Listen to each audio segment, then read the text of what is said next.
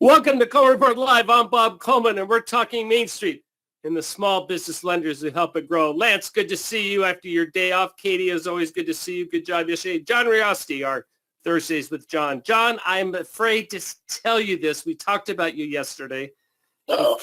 Katie gave up your undisclosed location. She said you were at a child care center. You can blame I didn't say where the child care service place was, so you just have to search the U.S. for that, and it might take a while. No secrets. No, Virginia. How's that? Well, no. Are you going? What's the model going to be for American Banker? Stay home, work. For now, at least for the next few months, we're still staying home. So. Okay. Do you anticipate full hybrid, going back to the office? What do you anticipate? Well, in New York, they've already gone back to the office, and I anticipate at some point being able to go back. But we were hybrid before pandemic. Yeah. But they sold your building, so where are you going to go? They'll tell me. It's like the kid goes away to college and the parents sell the house and move. And where do you live? I don't know. Hey, let's go to John right away. John, interesting reporting. It hasn't hit yet. What are you working on today? What we're working on, and we'll publish a little bit later this afternoon, is an article. We talked to some lenders about the extension, which President Biden just signed this week, but more so about funding, which is projected to drop off at some point this new month, April. Today is April 1st, April Fool's Day, but our reporting is not intended as a joke. But, at some point well before the end of this month, the funding will run out. So there's more month than money for PPP, as sort of the old joke goes. And what they're saying, what our lenders were saying, what the lenders I spoke to rather, said was that that's sort of a shame. It's a popular program. It's doing good work. The borrowers seem to like it as much or more than any other of the relief programs out there. And so what's not to like if you do it? Yeah, what's not to like? And given all that, why not fund it through its expiration date, which is now May 31st. No one is calling for PPP forever, but they just like to see it operate, in the lending mode up until May 31st. Well, yeah, have supply meet demand. Exactly. That's the simple thing. John, any appetite in Congress to allocate more money to this? I mean, we're talking trillion here, trillion there. I mean, can they throw another $100 billion at PPP, or have we gone to the well too many times? Now, that will be an interesting question to probe over the next few weeks.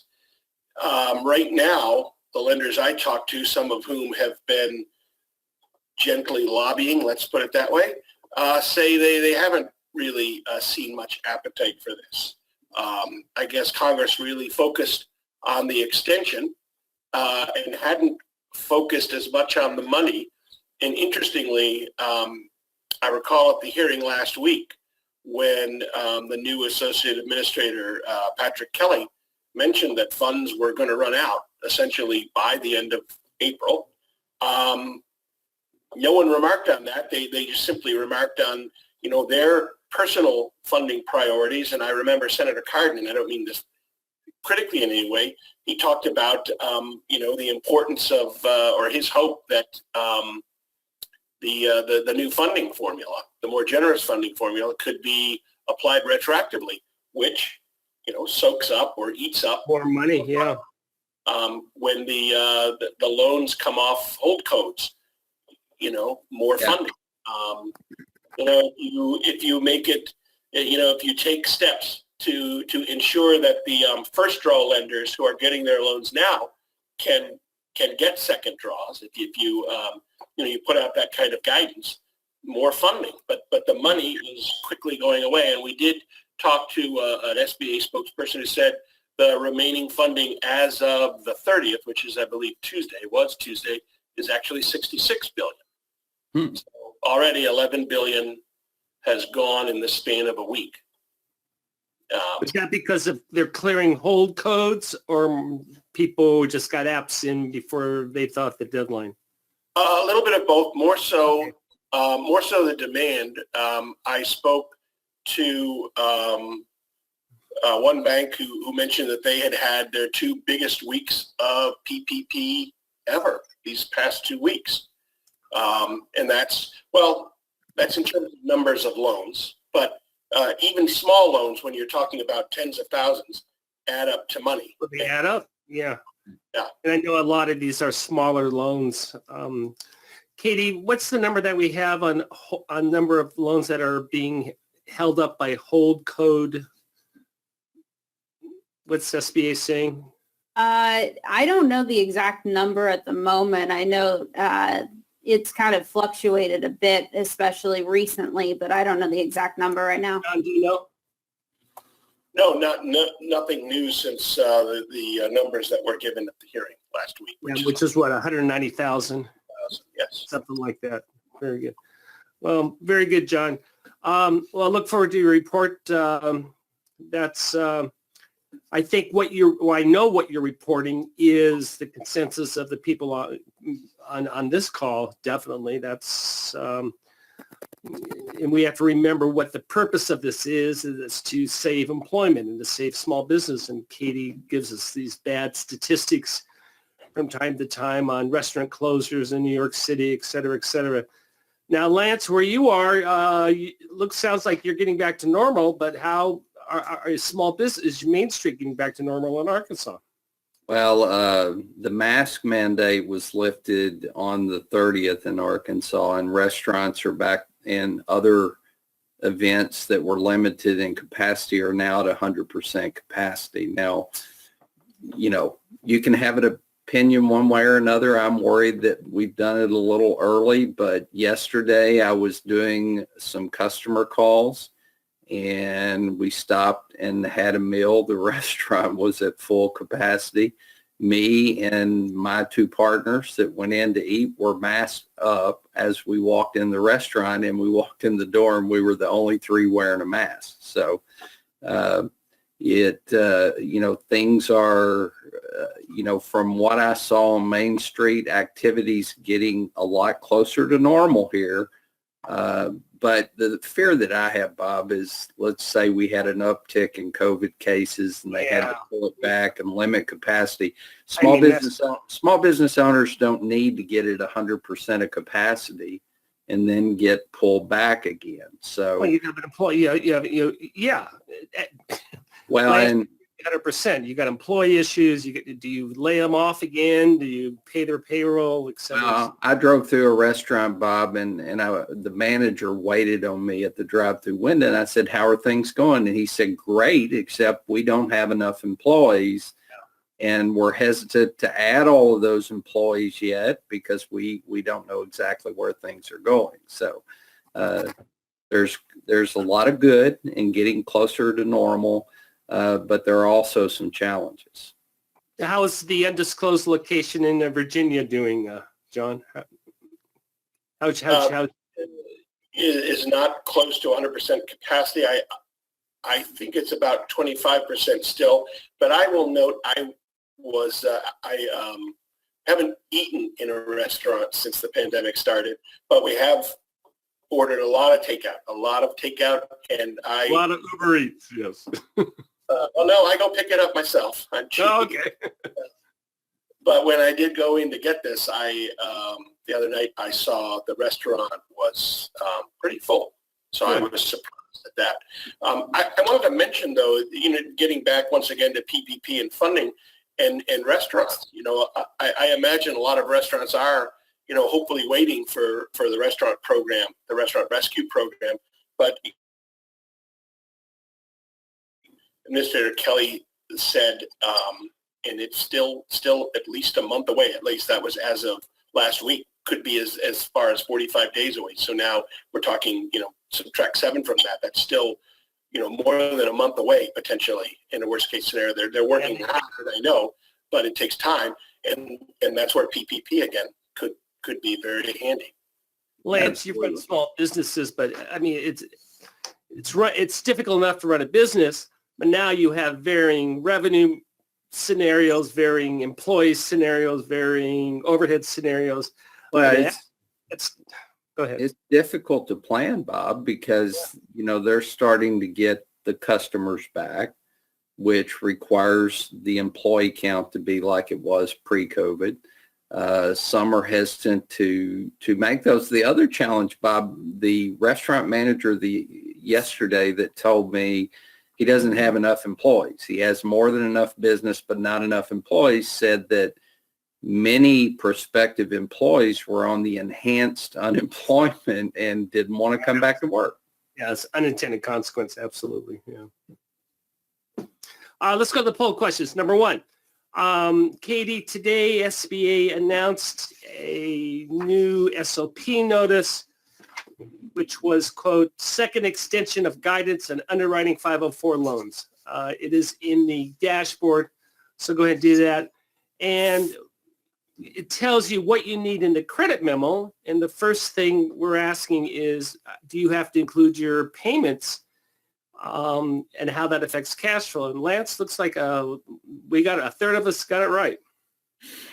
Well, I think that, you do need to include that information. Of course, the CDCs are writing the credit memos to be submitted to SBA on these 504 loans, but also the third-party lender would want to include the information in their credit memorandums as well. Thank you for that, because that's not an SBA requirement. It's free market in terms of that. But I think a prudent lender needs to anticipate all these different cash flows on loans. Honestly, on a 504 loan, a bank's participation, they're just underwriting a commercial loan, first A and a B loan. And it's just a commercial loan. The SBA side of it's done by a CDC. But it is prudent to include the SBA verbiage in your third-party lender loan underwriting. And that brings us to question number two, is if the borrower lives in a state with a stay-at-home order, do we need to address that in your credit memo?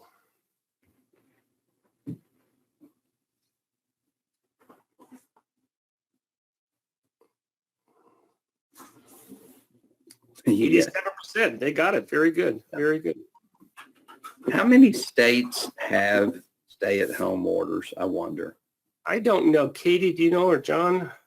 I don't know. I was just thinking it might be kind of hard to do that because at least, where I live, I don't know if they even have a date when they said it was going to be totally lifted. I think they were just kind of indefinitely until things got better. So that's really hard to write in there, but it definitely is something that should be addressed in a credit memo.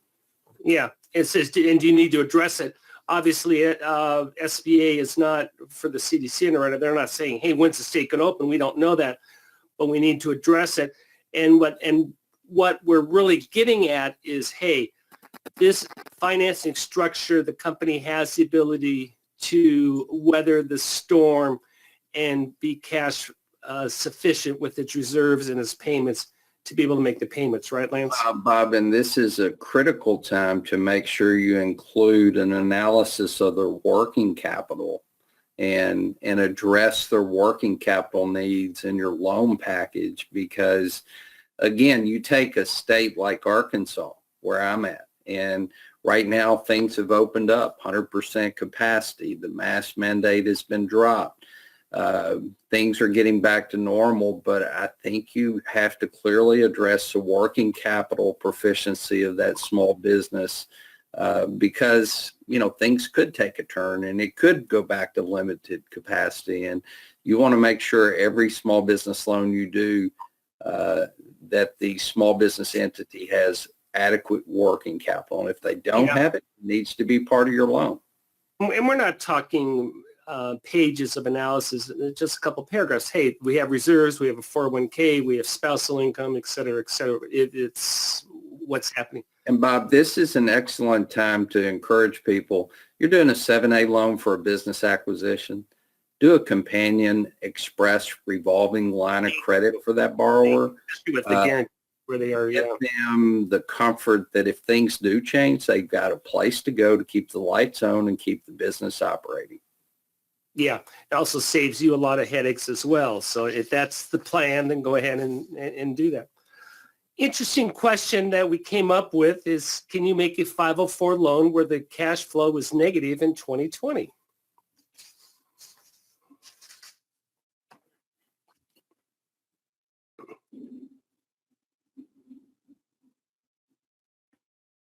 This is a tough question, Bob, because We on don't the know. The answer is we don't know. I'm not sure what the answer on 7A, Bob, as we both know. If you have somebody that had negative cash flow in 2020 and you have a great set of projections for 2021 and 2022 with a good summary of assumptions and detail on their plan to turn things around, you can underwrite a loan, but not exactly sure on 504, Bob. Well, it's going to be up to SBA. How are they going to look at it? And we want to make that differentiation. Definitely 7A, as long as you project it and do the analysis, you can. 504 still needs to be signed off. Obviously, there's the third-party lien lender that we have to look at the negative cash flow there. It's a challenge. So we don't have the correct answer on that, and we don't know the answer. But we brought that up that there's no set guideline. The practicality of it, Bob, is most lending institutions are going to have a tough time underwriting the A and the B loan on a 504 with negative cash flow in the previous year. But we'll see. Katie, real quick. So what's going on with this notice? What else did we get from it that we need to know? Yeah, so essentially this is just going to be an extension to what most of you have probably already been doing for several months now. It's extending it through June 30th. And like we've already been discussing, it's most of the things like addressing when the small business is expected to be able to fully function and reopen and things like that. I believe the next slide we have actually lists all of the considerations. There we go. We need to discuss in the credit memo whether the eligible business has any other loans, things like EIDL, PPP, things like that, how the industry is faring during the pandemic, if the business is in an area that has a stay-at-home order, how concentrated or diversified the vendor pool is in that area, and whether they're able to get supplies and things like that. If you're using historical financial data, you're going to need an explanation of why that data is reliable. And of course, you also need a discussion of the impact of the current market conditions have on collateral. So those are all things that you're still going to need to be addressing and in credit memos for 504. And I expect we're probably going to see a similar one for 7A in the next day or two. I'm going to take an extra 5 minutes today. We're going to go dark tomorrow for Good Friday. So we're going to be closed. We won't have a show. So, but we have a number of questions. So let's get to those real quick. Craig wants to know if the PPP program runs out of funding this month, what happens to applications submitted but not approved, John? Interesting question. And there's one area where the government has, I guess, done the forward-thinking thing. They will continue to be processed. The legislation President Biden signed the other day, adds a month beyond May 31st for processing.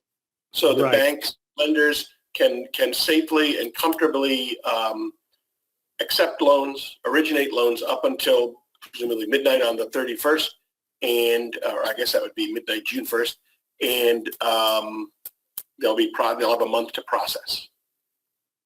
And assuming we have the money, yeah. Well,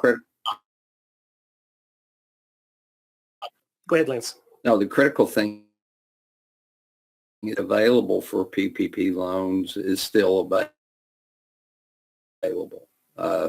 there may not be a June 1st deadline if PPP runs out of money and Congress does not appropriate additional money. Kathy wants to know, and John, I think the answer is no on this, but you may have better information than me. We have a PPP 1 draw. We have to wait 8 weeks for PPP 2 draw. She said, has SBA given any thought or guidance on not waiting for that 8 weeks for the second draw?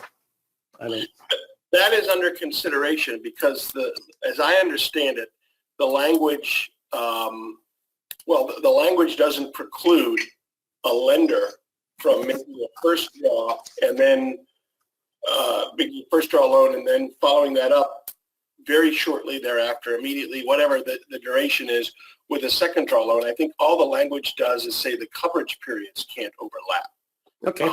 And I guess the drawback, though, to that is from the banker's perspective, maybe from an auditor's perspective, from someone looking at this a year from now, they're going to wonder, why did you make a second loan right after making a first loan? What was the rationale for that? I mean, one would not do that in a conventional situation, but PPP is not a conventional situation. So that is being contemplated. That has been proposed. A lot of people would like to see that happen, but it hasn't happened yet. Katie, real quick, and then we'll sign off. Katie's finished her C-Suite Top 10 report. And what we do is we take the top 10 things. This is for your C-Suite, primarily also for the board, to give them a quick little analysis of what's going on. And Katie, here are your top 5. Real quick, anything, this is all... Yeah, so the idea of this is important right now. Go ahead. Yeah, the idea is to make sure that people in the C-suite who might not be watching our shows every day, who might not be following as intensely, still need to have the very basics and know what's going on in SBA, know the things that are really important to them and to their borrowers and everything like that. So top 5 this month is going to be talking about the new legislation that passed extending PPP, the third-party loan refinancing for 504, the new Schedule C maximum PPP loan amount calculation, the new small business administrator, and more information about the shuttered venue operator grant program, when that's going to launch, who's eligible, how that can help your borrowers, things like that. So that's the top 5. We have 5 more in there as well. So you have to go purchase it to read all of it. Yeah, spoiler alert, restaurants. So, and that's fun. We try to list what's most important, and obviously there's no right answer. And so if you're interested in that, just shoot me an email, bob@colemanreport.com, and I'll do the paperwork for you. We'll take care of it. Lance, enjoy your time off. Katie, thank you very much. John, as always, we appreciate it. As I said, we will be off tomorrow. Everyone enjoy your spring holiday, your Easter time, and we'll see you Monday. Thank you very much. Have a great weekend. Okay.